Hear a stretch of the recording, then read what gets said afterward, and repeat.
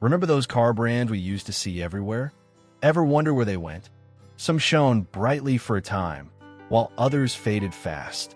Let's take a nostalgic drive back and revisit some famous automotive names that vanished from our roads. It's a trip down memory lane you won't want to miss. AMC, American Motors Corporation. Remember American Motors Corporation, or AMC as we usually called it? They were the scrappy underdog trying to make a dent against the big three: Ford, GM, and Chrysler. Formed way back in 1954 by combining Nash Kelvinator and Hudson, it was the biggest corporate merger in U.S. history back then. Their plan? Offer something fresh and give the big guys some competition. And, for a good stretch, they did just that. One of the key figures there was George Romney, Mitt Romney's dad. As the first boss at AMC, he took them down a different road. While Detroit was pumping out huge gas guzzlers, Romney focused on smaller cars that didn't drink so much fuel, like the popular Rambler. That smart thinking gave AMC a real edge, especially in the late 50s and early 60s. AMC gave us some truly memorable cars too, like the quirky Gremlin and Pacer and the sporty Javelin. But staying afloat as times changed wasn't easy. Chrysler eventually bought them out in the 1980s, and by about 1988, the AMC name officially faded away. Still gotta admire their gumption and the unique cars they made. Willys-Overland. Now, Willys-Overland might not ring a bell right off the bat, but believe me, you know their most famous creation, the Jeep. Back in 1908, they started out making regular passenger cars for folks, right in the early days of the American car scene. But their big moment came during World War II. The U.S. government needed a tough little vehicle that could go anywhere, and boy, did Willys-Overland deliver what would change cars forever. That amazing little workhorse became the Jeep we all know and love. It was a hero on the battlefield, fast, simple, and just plain tough, cementing itself in American hearts. After the war, they shifted gears and started building Jeeps for everyday folks, showing a whole new generation how rugged and useful they were. Even with the Jeep being so popular, keeping the whole car company going against bigger players was tough. Money problems started adding up, and Willys-Overland had to close its doors in 1955. But that Jeep spirit, it carried on, passed through different hands, and it's still an icon of adventure today. Plymouth. Let's take a little trip back to 1928. That's when Walter P. Chrysler, a real automotive pioneer, introduced the Plymouth brand. His thinking was simple: create a dependable car that the average American family could actually afford. See, back then, many cars were just too expensive for everyday folks. Plymouth stepped right in as the sensible, budget-friendly choice under the Chrysler umbrella. And what a smart move it turned out to be. For decades, Plymouth built some truly well-loved cars. Remember the Roadrunner, the Barracuda, or maybe the family-hauling Voyager. These earned legions of loyal fans across the country. But as the years rolled on, things got tougher. The market changed, competition heated up, and Plymouth started to lose what made it special, getting kind of lost between Dodge and Chrysler. By the late 1990s, sales weren't what they used to be, and Chrysler decided it was time to streamline things. So in 2001, after being on the road for over 70 years, Plymouth officially drove off into the history books. Some of its spirit maybe lived on in other Chrysler models, but the name itself was retired. Still, for a lot of us, Plymouth represents good, solid American car making from a bygone era. American Suzuki. Suzuki cars had their own little spot on American roads, didn't they? They were known for being compact, easy on the wallet, and maybe a bit different from the mainstream. Think about models like the SX4 or the Grand Vitara, solid little vehicles for folks watching their budget, offering a reliable choice compared to pricier options. But despite having some dedicated fans and a few neat models, they never quite hit the big time in the crowded US market. So, Back in 2012, after years of sales not quite taking off and facing stiff competition, American Suzuki called it quits on the car side of things here, filing for bankruptcy. They pointed to sluggish sales as the main culprit. Now, you still see Suzuki motorcycles and boat motors around, as those parts of the business kept going under the Suzuki name. But the car division in the USA just quietly closed up shop. Interestingly, the story isn't over for Suzuki globally. The parent company, Suzuki Motor Corporation, is still a major player in Japan and other parts of the world, making cars, bikes, and small trucks. So, while American Suzuki cars are gone from our highways, the main company is still going strong elsewhere. Hummer. Now here's a brand that made a splash. The Hummer arrived on the scene in 1992, and it was anything but subtle. This thing was basically a tank for the street, born from the military Humvee. AM General decided to build a version for regular folks, and it caught on fast, especially when celebrities like Arnold Schwarzenegger started driving them around. You couldn't miss it. Huge tires, wide body, looked like it could drive over anything. It definitely made a statement. General Motors saw the appeal and bought the brand in 1999. They expanded the lineup with the H2 and H3 models, which were a bit more civilized but still had that rugged look. For a time, Hummer was the symbol of going big, of adventure, and maybe a little excess. But then gas prices started climbing, and folks started thinking more about the environment. Suddenly, driving a massive gas guzzler wasn't quite as popular. GM itself ran into big financial problems, filed for bankruptcy, and decided to drop the Hummer brand in 2010. But hold on, the story took a surprising turn. GMC decided to bring the Hummer name back in 2022, but this time as a powerful all-electric truck. Same bold look, just a whole new way to power it. Quite the comeback. Pontiac. Boy, there was a time when Pontiac really owned the American road. Started back in 1926 under the General Motors umbrella, Pontiac didn't waste any time building a name for itself. They made cars that were exciting, full of personality, and packed some punch. Over the years, they rolled out some absolute classics. Think about the muscular GTO, the slick Firebird, the stylish Grand Prix, or the ever-present Grand Am. Owning a Pontiac wasn't just about getting from A to B, it was about making a statement. It was the brand you went to if you wanted performance with a bit of swagger. But even strong brands can hit rough patches. After decades of being a big name, the late 2000s brought real trouble. The Great Recession smacked the auto industry hard, and General Motors was under enormous financial strain. As part of a government-backed restructuring plan, GM had to make some painful cuts. Sadly, Pontiac was one of the brands that didn't make it through. The last Pontiac came off the assembly line in 2010, ending an impressive 84-year run. Did you or someone you know ever own a car from one of these now extinct brands? Share your story. Saab. Saab was always a bit different, wasn't it? More than just cars, it felt like a piece of Swedish ingenuity and personality on wheels. It actually started life right after World War II. In 1945, spun off from an airplane company.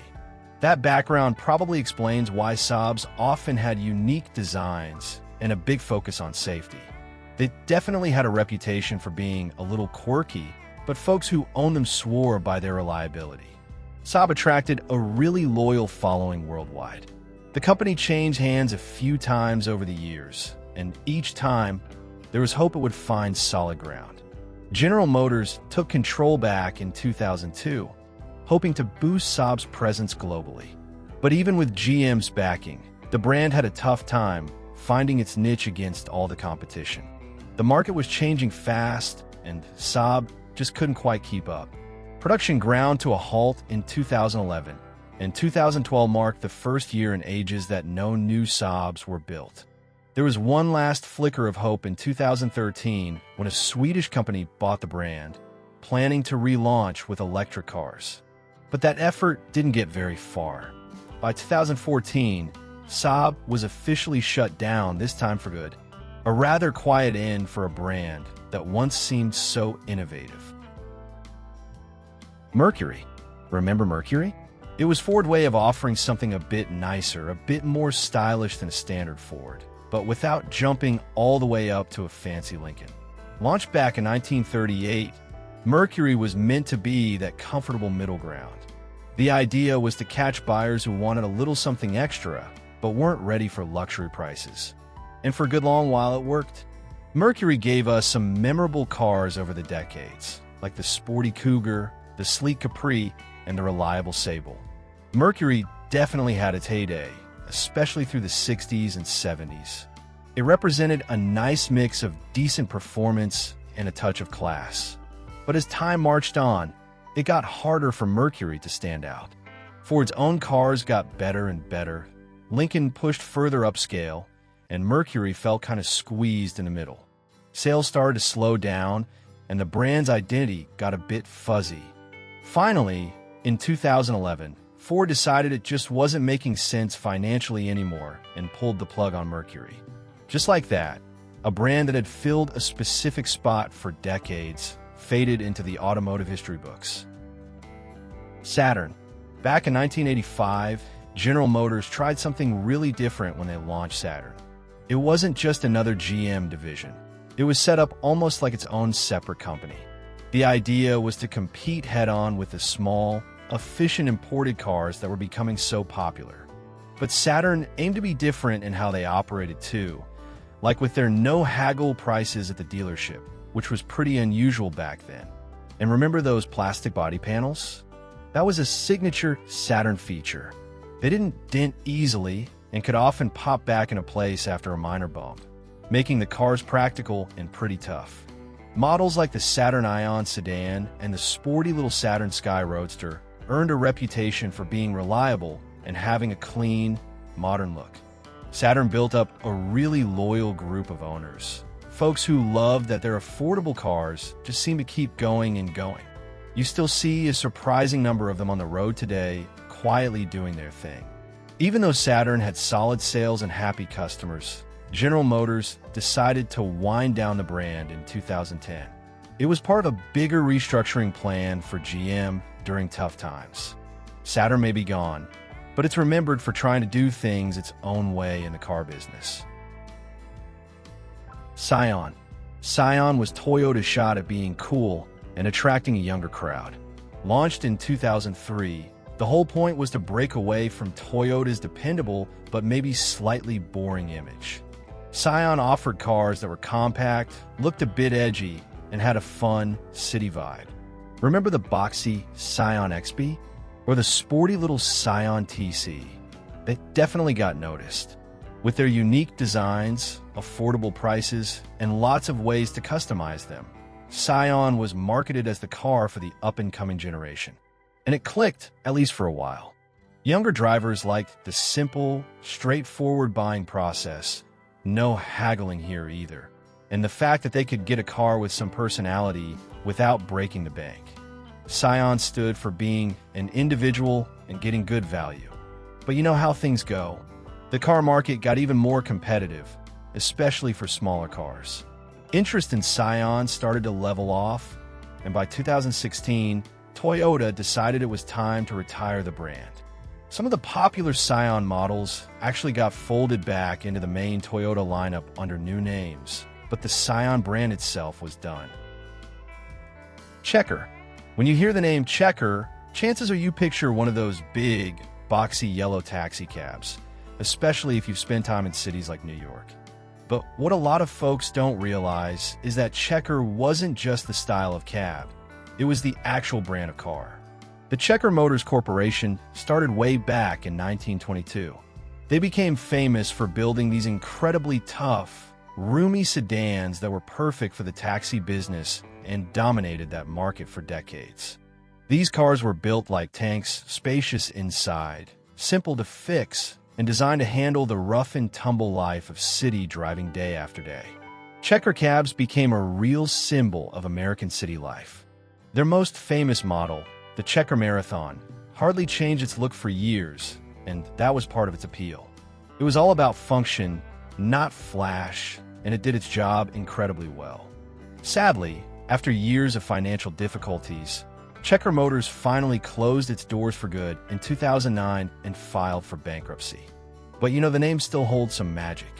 There have been whispers and rumors over the years about someone bringing Checker back, maybe as a retro-looking electric car or something. Nothing solid yet, but the idea definitely sparks some nostalgia, especially for anyone who ever flagged down one of those iconic cabs. Studebaker. Studebaker's story goes way back, much further than most car brands we talk about today. Get this, it started in 1852. Not with cars, though. Five brothers started a blacksmith shop in South Bend, Indiana, building sturdy wagons and carriages pulled by horses.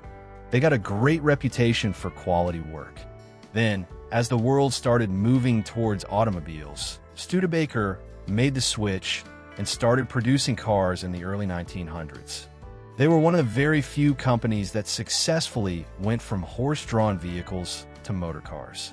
For many decades, Studebaker was known for making cars with really bold, sometimes futuristic styles and some clever engineering. Models like the Commander or the incredibly sleek Avanti definitely turned heads and won them a loyal following. But even with that history and style, Studebaker always had a hard time competing against the sheer size and production power of the big three Ford, GM, and Chrysler, who could build cars more cheaply. By 1967, facing mounting debts and relentless competition, Studebaker had to stop making cars.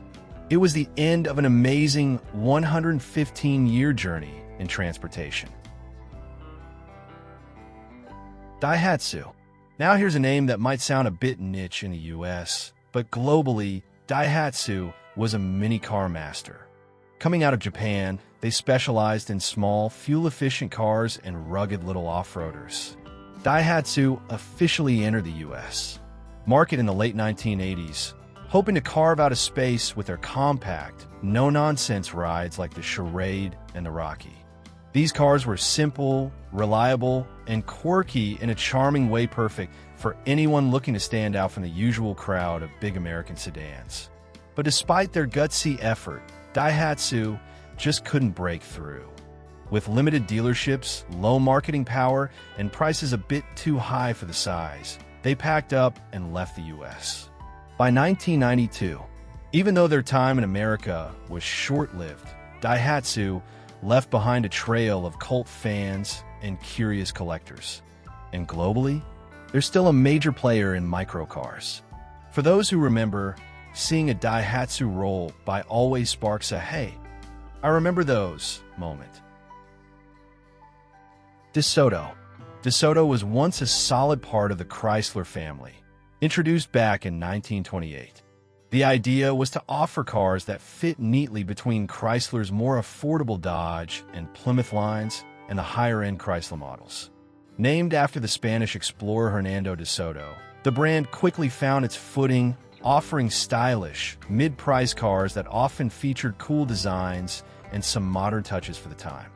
Through the Depression years, the war years, and especially during the flashy 1950s, DeSoto built cars that really captured the era. Think tail fins, lots of chrome, and bold styling.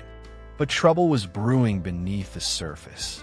The late 1950s brought an economic downturn, and a recession of 1,958 hit makers of mid-price cars particularly hard. DeSoto's sales dropped significantly, and it started getting squeezed out by strong competition from both Dodge and Chrysler's own offerings. By the early 1960s, Chrysler decided there just wasn't a distinct enough place for DeSoto in their lineup anymore. So, in 1961, after more than 30 years on the market, the DeSoto brand quietly disappeared. DeLorean. Talk about a car brand that became a pop culture icon. DeLorean is almost more famous for the movie than for the car itself, isn't it? John DeLorean, who had been a big shot at General Motors, started his own company in 1975. They only ever made one model, the Unforgettable DMC-12. With that shiny stainless steel body and those cool gull-wing doors that lifted upwards. It looked like something straight out of the future. And of course, starring as the time machine in the Back to the Future movies cemented its legendary status forever. The DMC-12 definitely made a statement, but the company behind it had a very bumpy ride. Money problems seemed to follow the DeLorean Motor Company right from the start, and they didn't actually build cars for very long.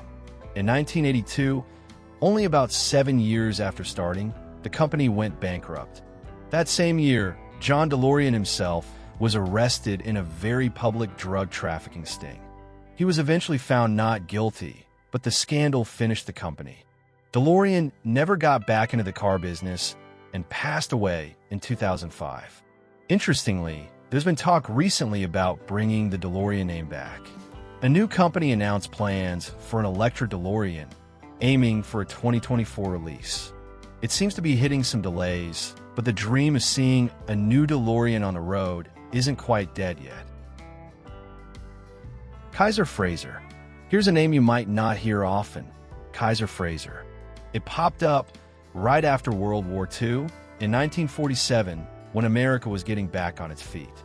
The company was a team-up between two big industry names, Henry J. Kaiser, a major industrialist, and Joseph Frazer, who used to be a top executive at Ford. They aimed high, creating one of the only truly successful new car companies to start up right after the war. For a little while there, it seemed like they might actually challenge the established giants. Their cars, sold under the Kaiser and Frazer names, looked modern and stylish for the time, and they often had features that were ahead of the curve. They arrived just when people were eager to buy new cars after years of wartime restrictions, and Kaiser-Frazer had something fresh to offer. But that early success didn't hold. Once the post-war car shortage eased up and the Big Three got back into full swing, Kaiser-Frazer found it tough to keep up. The company went through some changes, merging in 1953 and eventually becoming Kaiser Motors, which later got involved with Jeep. Though the original Kaiser-Frazer brand faded pretty quickly, it holds a special place as the only brand new American car maker to make a real go of it right after World War II. Packard. Long before Cadillac and Lincoln became the names everyone associated with American luxury, there was Packard. Founded way back in 1899, Packard spent half a century building a rock-solid reputation for making some of the absolute finest, most elegant cars produced in the USA. These weren't just transportation. They were symbols of success and status. Think beautiful lines, handcrafted details, powerful, smooth engines. Packards were the choice of the wealthy, admired by everyone, and respected throughout the industry. Their famous slogan, "Ask the man who owns one," wasn't just marketing fluff. It showed Packard's deep confidence in their quality. Whether it was a grand sedan or a stunning convertible, a Packard meant refinement, top-notch engineering, and understated class. But by the 1950s, things started to change. Packard found it increasingly difficult to compete with the huge production volumes and marketing budgets of the Big Three. They tried merging with Studebaker to survive, but it wasn't enough. The last car carrying the Packard name was built in 1958. Even now, more than 70 years later, the name Packard still brings to mind a time when American luxury cars were truly crafted works of art. Eagle. Eagle was one of those brands that came and went relatively quickly, but some folks definitely remember it. It was born out of a big corporate shuffle. When Chrysler bought American Motors Corporation, AMC, back in 1987, they didn't just get the valuable Jeep brand. They also saw a chance to launch something new. That something was Eagle. The idea was to target younger buyers who liked the sporty feel of imported cars, but maybe wanted something from an American company, possibly at a better price. Eagle was meant to be a fresh face in Chrysler's stable during the late 80s and 90s. Eagle cars were often developed with help from international partners, like Mitsubishi, blending American design ideas with Japanese engineering know-how. Two models that stand out were the Eagle Talon, a sharp-looking, often turbocharged coupe that definitely had some zip, and the Eagle Summit, a practical compact car that offered good value. These cars found a niche following, especially with drivers looking for something a bit different. But despite having some appeal, Eagle never really took off the way Chrysler had hoped. Marketing focus shifted, other brands within Chrysler competed for attention, and eventually, Chrysler decided to pull the plug in the late 1990s. The Eagle name vanished, but its attempt to offer something sporty and a little unconventional is still remembered by some car fans. Edsel. Oh, the Edsel. If ever there was a famous cautionary tale in the car business, this is it, and it came straight from the mighty Ford Motor Company. Launched with tremendous hype in 1958, Edsel was supposed to be Ford's answer to fill the price gap between their standard Ford models and the upscale Mercury and Lincoln lines. Named after Henry Ford's only son, Edsel Ford, the brand burst onto the scene with 8 different models, promising something bold, new, and futuristic. And it certainly was bold. The Edsel had that very distinctive, some said strange, vertical grille, plus lots of chrome and some cutting-edge features for the time. But the public just didn't warm up to it. Sales figures were way below expectations right from the start, and critics were often harsh about its looks. To make matters worse, the timing was terrible. The USA slipped into a recession right when the Edsel launched, and people weren't rushing out to buy flashy new cars. Even with Ford pouring huge amounts of money into development and marketing, the Edsel just couldn't find its footing. By 1960, only 2 years after its splashy debut, Ford gave up and discontinued the brand. The name Edsel pretty much became shorthand for a big, expensive flop. Still, for car collectors and history buffs, it remains a truly fascinating, if short, chapter in Ford's otherwise very successful story. Avanti. The Avanti started its journey in the early 1960s as a truly radical, forward-looking car from Studebaker. With its sleek fiberglass body, unusual then, a design that looked like nothing else on the road, and advanced safety thinking, the Avanti really stood out in an era often known for heavy chrome and tail fins. Studebaker hoped this car would inject some excitement and help turn their fortunes around. But sadly, Studebaker stopped making cars just a few years later. However, that wasn't the end for the Avanti itself. After Studebaker closed its automotive division, a group of investors bought the rights, the tooling, and the name for the Avanti. They formed the Avanti Motor Company and started building the Avanti too. It kept the iconic shape but used updated mechanical parts, often including engines from Chevrolet. Over the next few decades, the company changed owners several times, and the car received various updates and tweaks, but it always kept that distinctive look based on the original Studebaker design. Even though they were never built in large numbers, Avanti cars kept being produced in limited quantities, attracting a dedicated group of fans and collectors. Production finally trickled to a stop around 2006.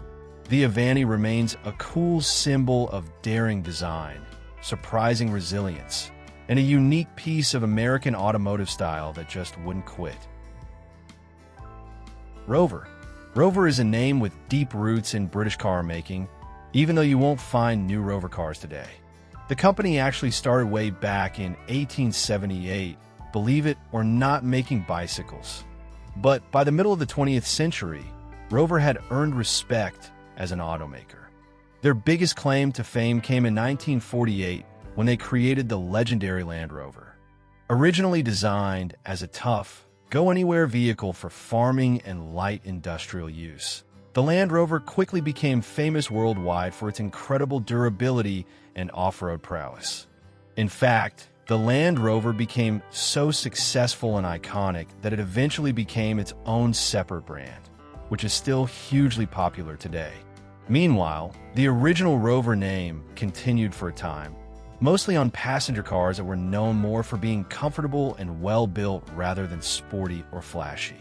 But as the years went by, the Rover car brand faced a lot of challenges: financial troubles, different owners, and very tough competition. Eventually, production of cars under the Rover name stopped completely. While the Rover brand as a maker of its own cars is gone, its history lives on, especially through the hugely successful Jaguar Land Rover company, which still holds the rights to the name. The Rover car brand might have faded, but its influence, particularly through the Land Rover, is still very much alive on roads and trails everywhere. Tucker. The Tucker Corporation. Now, there's one of the great, what might have been stories in American car history. Started in the 1940s by a charismatic and ambitious guy named Preston Tucker, the company aimed to completely shake up the auto industry. Tucker wanted to build a car that was way ahead of its time in terms of safety, performance, and features. His dream car was the Tucker 48, often called the Tucker Torpedo, and it really was revolutionary for the era. It had things like a rear engine for better traction, a padded dashboard and seat belts for safety, and even a third headlight in the middle that turned with the steering wheel to help you see around corners. There was a huge buzz around the car, but despite all the excitement, only 50 Tucker 48s were ever actually completed. The company got tangled up in a big investigation by the Government Securities and Exchange Commission over accusations about how it raised money. Even though Preston Tucker was eventually cleared of all charges, the negative publicity and legal battles doomed the company. Investors backed away, funding dried up, and the Tucker Corporation collapsed before it ever really got going. The company may have disappeared almost as quickly as it arrived, but the bold vision and innovative ideas behind the Tucker 48 still capture the imagination of car enthusiasts today. Rambler. The Rambler name might not be on new cars these days, but it sure holds a significant spot in the story of American cars. The brand actually dates back to the very early 1900s, started by the Thomas B. Jeffrey Company, one of the real pioneers in the auto business. Early Ramblers were known as solid, reasonably priced cars that appealed to middle-class families who needed reliable transportation.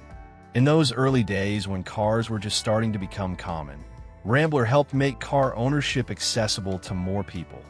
The company went through some changes over the years, eventually becoming part of Nash Motors. Then, after a major merger in 1954, it became a key part of the new American Motors Corporation AMC. Under AMC, the Rambler name had a big comeback, especially in the 1950s and early 60s. This was when smaller, more fuel-efficient cars were gaining popularity, and the Rambler really hit the sweet spot for many buyers looking for practical value. But branding changes over time, and by 1969, AMC decided to retire the Rambler nameplate and focus on its other models. Still, the Rambler legacy is one of practical innovation and providing sensible transportation for American families during a time of great change in the auto industry. Isuzu. You might not immediately think of Isuzu when listing major car brands in America, but this Japanese company actually played a pretty interesting role here, especially in the rise of the SUV. Isuzu brought its vehicles to the U.S. market in the early 1980s.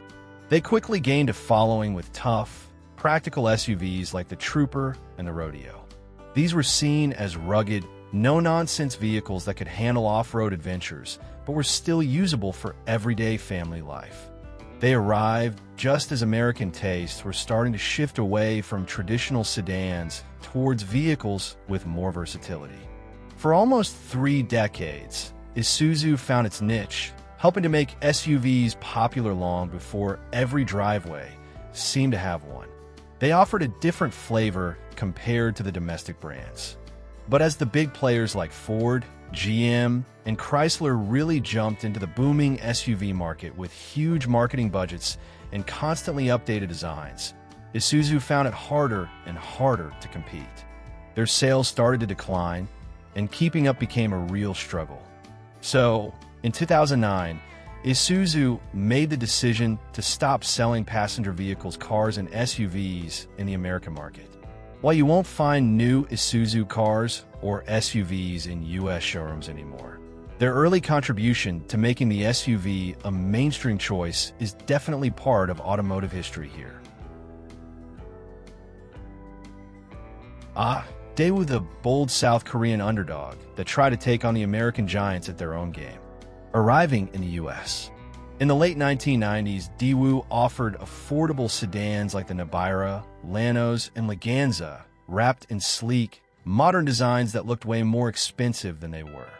Their pitch was clear: stylish European-influenced cars. Some were designed by Ital Design at wallet-friendly prices. College students and budget-conscious drivers gave them a shot. But behind the scenes, Daewoo was facing storms. Financial trouble back home, limited dealer support, and reliability issues that started to turn heads the wrong way. By 2002, Daewoo's American adventure came to an end. But their DNA didn't vanish. General Motors swooped in and rebranded some of Daewoo's designs under Chevy badges. So next time you see an old Chevy Aveo or Suzuki Forenza, you're looking at a Daewoo in disguise.